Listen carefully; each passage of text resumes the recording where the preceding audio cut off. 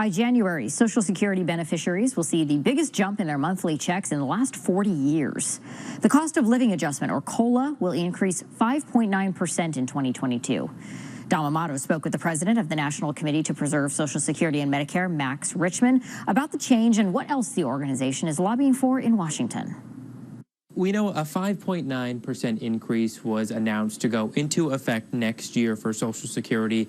First, can you tell us where that number came from, and is this really just for next year? Absolutely, it's just for next year. It starts in January with the January check. And the number comes from a formula that we think is flawed.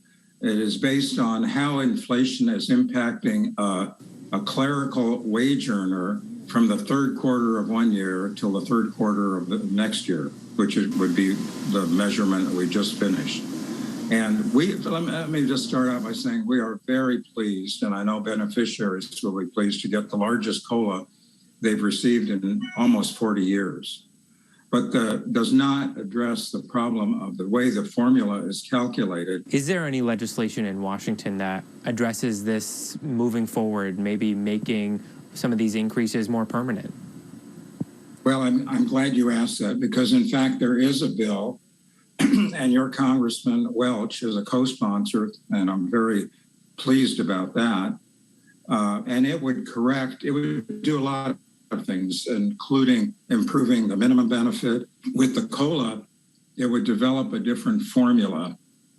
It's called the cost of living for the elderly, Consumer Price Index, CPI-E for the elderly.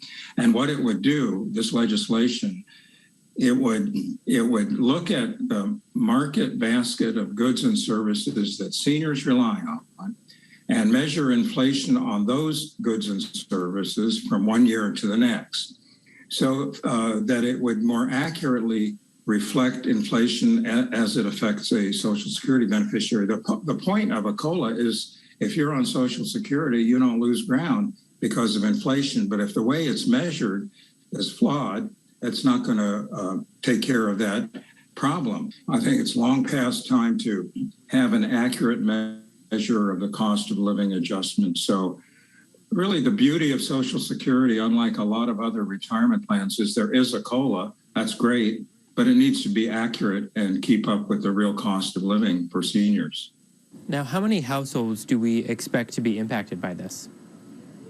Well, over 70 million Social Security beneficiaries and disability supplemental security income beneficiaries. So over 70 million are going to feel this boost in their benefits. But, keep in mind, and again, we are very gratified that there is a substantial COLA, but this is a measure of how inflation has affected people over the past year. So it's not going to mean a lot of extra money. It's going to mean extra money to pay for higher cost of living.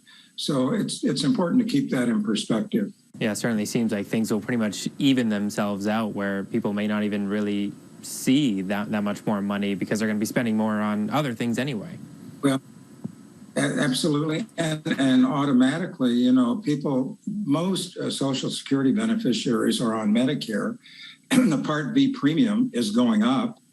That's deducted from the Social Security check. So immediately there won't be this on average $92. It'll be less than that because the Medicare Part B premium is going to increase. Well, President of the Committee to Preserve Social Security and Medicare, Max Richman, thank you so much for your time. We really appreciate the insight. Thank you for inviting me.